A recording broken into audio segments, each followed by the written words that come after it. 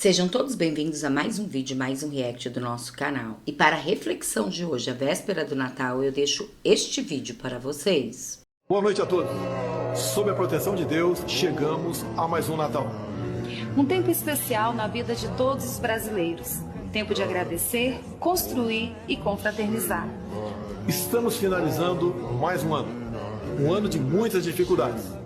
Contudo, não nos faltaram seriedade, dedicação e espírito fraterno no planejamento e na construção de políticas públicas em prol de todas as famílias. Com dignidade e respeito ao próximo, não economizamos esforços para apoiar a todos, em especial os mais vulneráveis. Não nos afastamos em nenhum momento do que acreditamos e defendemos: Deus, pátria, família e liberdade.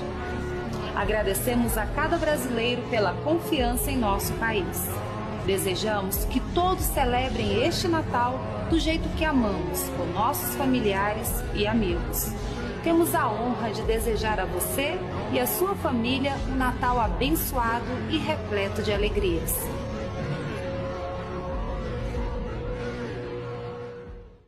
Eu não sei vocês, gente, mas quanta saudade do nosso amado presidente Jair Messias Bolsonaro. E para quem achou que a situação estava complicada no Brasil, acabou de sair um vídeo de Lula que vazou, que vai deixar vocês ainda mais chocados. Olhem o que disse os jornalistas da Oeste sobre isso. Um artigo publicado no Estadão na última quinta-feira. Na publicação, o economista apontou que o pessimismo, abre aspas, vai muito além da economia, fecha aspas. Helena também apontou que Lula acha que o único problema do país são os juros e que o petista está totalmente descolado da realidade, aspas novamente. Começou o mandato com a dívida representando 71,7% do PIB e pode terminar em 85%, fecha aspas. Perto de concluir o artigo, Helena Landau argumentou que, enquanto crimes de bagatela muitas vezes chegam até a Suprema Corte, decisões liminares perdoam dívidas de corruptos confessos, liberando muitos deles para voltar a fazer negócios com o Estado. Piotr, ela não é a primeira, né, economista que apoiou a campanha de Lula e agora tece várias críticas em relação à política econômica. Não é uma surpresa, o que surpreende é como esses economistas, tanta gente da Faria Lima, do mercado financeiro, teria acreditado aí que uma versão Lula 3 seria o quê? Diferente disso que a gente está vendo? Paula, a nenhum deles é dado o benefício da ignorância. Eles sabiam do que estavam falando, por que acreditaram é uma pergunta interessante. Mas eu costumo dizer que esse pessoal ligado à economia, sobretudo a Faria Lima, falamos disso na semana passada, eles, de análise política, eles não entendem absolutamente nada. Veja só que eles chegaram a acreditar, e esse era o argumento que eles usavam com muita frequência lá em 2022, é que o Lula de 2003 estaria de volta. Ignoraram o fato mais básico do governo Lula de 2003. Lá era o Palocci na economia, que tinha uma supremacia, não é só uma ascendência, ele tinha supremacia sobre o próprio presidente na área econômica. E naquele momento, qual era a dúvida sobre o governo Lula, herdando, obviamente, os 8 anos de Fernando Henrique Cardoso? Para onde vai a economia? Quem mandava na economia era o Palocci. O Lula 2, que foi todo aquele crescimento que todo mundo fala, era a China crescendo 15% ao ano e fazendo o mundo inteiro rico. Todo mundo vendeu para a China. Países com commodities, por exemplo, com excedente para vender, como é o caso brasileiro, também. Mais ainda, nesse caso. Ou seja, quando o Lula precisou só dele, das crenças dele, como agora, em 2023 e 2024, bom, nós temos aí 16 ou 17 meses de déficit na conta primária das contas públicas, ou seja, no cálculo das contas públicas. A gente não tem nenhuma ideia do governo, o plano de corte é horroroso. É ruim, é insuficiente. E mesmo assim levou todo esse tempo. Foi votado aí, na toque de caixa pelo Congresso Nacional. Por que eles chegaram a essa conclusão? Movidos ao quê? Eles que têm que explicar. Talvez tenhamos aqui algumas suspeitas, né? Desconhecimento político é uma. Mas mais que isso, é uma crença e uma irresponsabilidade. Porque todos os números estavam expostos ali, tanto do governo Bolsonaro, do que poderia vir a ser o Lula. Porque o Lula era exatamente o que foi a Dilma, porque a Dilma foi o Lula. Foi exatamente o pensamento do lulopetismo na economia. né? Gasto, expansão fiscal, essas coisas todas, que eles sabem muito bem o que é. Daí se dizer arrependido, bom, tudo bem, que bom, mas você vai fazer o que agora? Vai dizer o quê? Então insista, vá lá, faça mais palestras, faça minha culpa, insista, conte para todo mundo, para a gente não cair mais de novo em acreditar em essas pessoas. Não que eu tenha acreditado, não que muita gente tenha acreditado, mas enfim, são pessoas que de alguma forma têm alguma influência. Por que acreditaram, por que foram tão a fundo dizendo, olha, o Lula 2003 voltaria, ignorando a coisa mais básica do que foi o governo Lula, que era o Palocci, que obviamente não voltaria ao governo pelas questões políticas que todos conhecemos. Agora, está aí. Só que agora nós temos um presidente que tem um consórcio praticamente com o Supremo Tribunal Federal, que é quem garante a governabilidade dele hoje, porque ele tem problemas políticos sérios no Congresso Nacional. Em condições normais de temperatura e pressão, você teria hoje já um processo de impeachment no Congresso Nacional. Mas a gente não tem essa normalidade no Brasil hoje. A verdade é que você não tem a normalidade política. Pode ser que nós comecemos a recuperar isso no ano que vem. Bom, e hoje, apesar de o dólar avançar mais 1% e voltar ao patamar de R$ 6,19, o PT decidiu dizer que Lula traz sorte para a economia. Nas redes sociais, o partido publicou uma foto do petista e afirmou, abre aspas, Lula dá sorte. Sempre que ele vira presidente, a economia melhora. E na legenda completou, o que alguns chamam de sorte, outros chamam de trabalho, fecha aspas. Carlo Caucci está aqui respirando para comentar aqui essa publicação do Partido dos Trabalhadores, já que estávamos falando em descolamento da realidade. Economia melhora. E aí é o Lula da sorte, o Lula 3, Carlo Caucci? Eu não sei se no departamento de comunicação do PT já liberalizaram drogas pesadas ou os neurônios pararam de funcionar sozinhos, porque não é possível que uma pessoa em plena condição de sanidade mental escreva um negócio desse. Especialmente porque, além de uma publicação que, francamente, feia pra caramba, botar o Lula de duende no meio do negócio verde, assim. Mas, além disso, o problema do PT é que eles não sabem nem escrever a língua portuguesa. Como o Robardo Augusto. São um bando de bestas quadradas. Já parou o momento de criticar do ponto de vista econômico e chegou a hora de xingar esses caras. Vamos dar uma olhada como que eles criticam o Banco Central, dizendo que a culpa é do Campos Neto, que o dólar está subindo. Vamos ver como que eles escreveram a palavra dólar, como que eles escreveram. Vamos dar uma olhada. Mas a gente tem o meme que eles postaram em suas redes sociais para entender do que estamos falando. Não sei se a nossa produção consegue mostrar. Mas, enfim, enquanto eles procuram aqui, vamos ver o que eles estão falando. Bom, a economia vai bem, temos uma inflação que está subindo. Aqui, isso aqui é o que o PT teve a bárbara coragem de postar no seu perfil oficial, tentando criticar o Campos Neto e escrevendo que o dólar, com 2L, né? Porque agora a numerologia tomou conta do Departamento de Comunicação do PT. Dólar atingir alta histórica de R$6. Né? Milionário que deixou o dólar atingir a alta histórica de R$6. Essa é a turma que está entuchando o Palácio do Planalto. Depois a gente se pergunta por que não tem que demitir o ministro da Comunicação. Se essa é a comunicação que eles estão fazendo, assim, imagina a gestão das coisas sérias do governo, de verdade. Por isso que as pontes caem no Brasil. Os caras não sabem nem escrever dólar, depois vai querer fazer ponte. Esse é o drama que estamos vivendo. Vamos lá, só para a gente criticar, vamos por partes. Primeiro, esses economistas que criticaram, que votaram no Lula, eles, como o Piotr falou, não têm o benefício da dúvida, eles não têm o benefício de dizer, não, a gente não sabia. Eles sabiam do que ia acontecer. Eles votaram e fizeram campanha, pediram voto para um partido que se apresentou nas urnas, sem um programa eleitoral, porque não havia programa eleitoral, sem saber quem era o ministro da Fazenda, e colocaram Haddad só em dezembro. A primeira coisa que fizeram foi uma PEC da gastança que detonou as contas públicas. No primeiro trimestre do ano, as estatais, do ano de 2023, as estatais começaram a dar regularmente prejuízo. A primeira coisa que eles fizeram foi tentar acabar com o marco do saneamento. Depois eles aumentaram o imposto por decreto. Colocaram imposto sobre a exportação de gasolina por decreto. O conceito de no taxation without representation, que motivou a Revolução Americana, ou seja, que imposto só é votado pelo Congresso, foi atropelado pelo PT. Ficou 3 meses, depois não passou.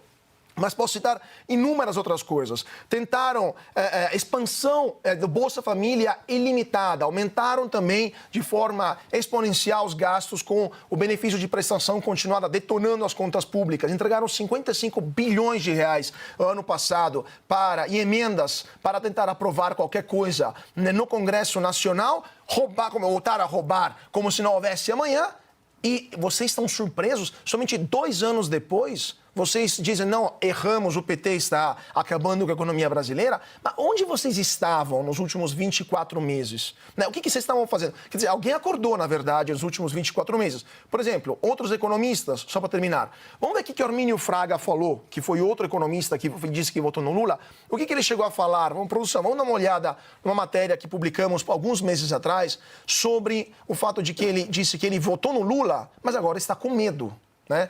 O outro economista que disse que estava pessimista com o PT foi Meirelles, que também disse que ele votou no Lula, assim, mas agora estou pessimista com o PT. O Meirelles que em dezembro de 2022 disse boa sorte para os investidores brasileiros, o famoso boa sorte day, porque ele achava que Lula iria dilmar, e está dilmando. Ou seja, chegaremos no ano que vem com um juro a 17%, uma inflação que vai beirar os 5 ou 6 ou até mais por cento, uma recessão no segundo trimestre, um dólar indo para R$10, mas o Lula dá sorte para a economia. Augusto, eu quero trazer um vídeo que tem circulado aqui de maio desse ano do presidente Lula, mas você quer comentar aqui o Lula da sorte? Ou... O Lula da sorte, não, o do L, eu quero comentar o L duplo, eles dobraram o dólar. É uma homenagem a eles próprios. Isso aí já é coisa da nova comunicação do governo ou não? Da nova turma lá? Acho que do partido, é coisa da Gleisi, esse amiguinho da Gleisi. Seguinte... Fim de mandato. Tá aí, ó, na tela, para quem nos acompanha. Eu ressalvo que eu até prefiro que as pessoas mudem de ideia do que continuam... eu acho melhor assim do que continuar acreditando, né? Mas o Meirelles, sobretudo, ele sabe como é o Lula, porque também ele, eu subscrevo inteiramente o que disse o Piotto, né, sobre o que fez o Palocci. Palocci segurou a política, manteve a política do governo Fernando Henrique. E o Meirelles, ele tanto defendeu ali os juros altos necessários, que isso me foi confirmado pelo Luiz Gonzaga Beluso. O Beluso foi convidado, foi um péssimo presidente do Palmeiras, inclusive. Ele destruiu quase o time. E o Beluso foi convidado para substituir o Henrique Meirelles. Nesse período aí de uns 15 dias que o Lula estava preparando a substituição, a crise se agravou, a economia deu um chacoalhão e o Lula desistiu. Mas ele pensou em trocar o Meirelles pelo Beluso. Então, o Meirelles teve de segurar o Lula várias vezes nessa ânsia de achar que gasto é vida. Então, tem problema. Baixa esse juro, para com isso, ele segurou muito. Então, mais estranho ainda é entender quem é que se engana com o Lula. Mas melhor assim do que continuar com eles, com essa turma aí, que fica escrevendo essas besteiras, né, culpando o Roberto Campos Neto, ele, o milionário, que acabou com a moeda, com o câmbio, é ele. Ele é uma bênção. Se ele não tivesse presidido o Banco Central com coragem, nós estávamos quebrados. É isso aí. Diga, Paula. Agora eu vou chamar o vídeo que tem circulado aí nas redes sociais, é um vídeo do presidente Lula de maio desse ano, para a gente comentar aqui algumas declarações do presidente. Nós queremos nos transformar num país altamente desenvolvido. Nós queremos estar entre as 6 maiores economias do mundo. Nós temos estabilidade econômica, nós temos estabilidade social e a gente tem uma coisa sagrada que é previsibilidade. Aqui a gente não faz nada nas caladas da noite. Aqui todo mundo sabe o que a gente vai fazer porque é o nosso compromisso. Vocês lembram quanto estava o dólar lá em maio? Não, 4,80. Quem mandou isso aí disse que é o recorde mundial de mentiras por minuto. Em quanto tempo? Eu não me lembro. 30 segundos tem Em esse. poucos segundos ele conta esse número de mentiras. Então veio isso aí com esse registro. O Lula é campeão. Né? Mas nem o japonês lá acreditava. Se a gente pegar a cara do japonês que estava em visita, olhou para falar, não é possível que tá falando um negócio desse. Isso porque ele leu só um resumo da situação brasileira no avião antes de chegar aqui. Aí ele falou assim, mas quem errou? Tô no Brasil, tô na Suíça, né? O avião foi porque... Agora, eu me pergunto às vezes se o Lula entende o que ele falou. Ou se ele só repete porque alguém falou, repete que isso aqui é bom, presidente, e ele sai falando. Porque ele consegue ser exatamente o oposto de toda a realidade. Tudo. O Augusto falou do recorde de mentiras, né? Em tão pouco tempo assim, porque é exatamente o oposto em tudo. Mas ele frisa, aqui nós temos previsibilidade. E diz com a boca cheia, assim. Não sei se é o som da voz que o encanta, né? Nós temos esse caso já no Brasil, né? De alguém que se encanta, mas... Posso dar só 3 exemplos rapidíssimos para desmentir o Lula na prática, que é um mentiroso quanto mais? Previsibilidade econômica. Mentira. Eles iriam cortar gastos e propuseram, o Haddad propôs à cadeia nacional de isentar todos os brasileiros que ganham até R$5.000 do imposto de renda. Bomba fiscal de 50 bilhões inesperada. Previsibilidade jurídica. Uma das primeiras decisões do Supremo Tribunal Federal foi aplicar impostos de maneira retroativa até 2007. Previsibilidade, o que ele falou também? De institucional também. Ele falou de estabilidade jurídica, econômica, fiscal, social e previsibilidade. Ou seja, na jurídica já falamos, na fiscal já falamos, na política também. No cara não consegue aprovar nada no Congresso. Tá falando o quê? É o delírio total do presidente. E o jornal americano Wall Street Journal dedicou uma coluna no domingo em que afirma que a queda de confiança na economia do Brasil é resultado da crise política e fiscal, que se reflete na desvalorização do real e da fuga de capitais do país. Mary O'Grady, colunista de política, economia e negócios na América Latina, aponta o cenário de gastos diluídos, além do necessário... Como vocês podem ver, gente, não tem outra solução. É só o impeachment. Lula está acabando de vez com o nosso Brasil. Augusto Nunes já disse aqui, ele mente descaradamente o tempo todo. Ele não fica nem vermelho. Quanta saudade do nosso amado presidente Bolsonaro. Por isso que eu separei esse vídeo para vocês logo de começo. Vamos ter fé, esperança, véspera do Natal. Deus nos abençoe muito. Vamos pedir tudo juntos numa corrente de oração para o único que pode fazer algo pelo nosso Brasil. Deus. Que ele venha com a sua mão descer sobre o Brasil e trazer de novo Jair Messias Bolsonaro como nosso presidente. E se vocês concordam com isso, deixa aqui nos comentários. Eu desejo a vocês, gente, um Feliz Natal, um próspero Ano Novo. Que Deus abençoe vocês todos os dias da sua vida. Muito obrigada a todos pelo carinho, por estar aqui sempre comigo, me ajudando, compartilhando o vídeo. Cada um de vocês é muito importante para mim. Cada um de vocês é muito especial para Deus. Muito obrigado mesmo.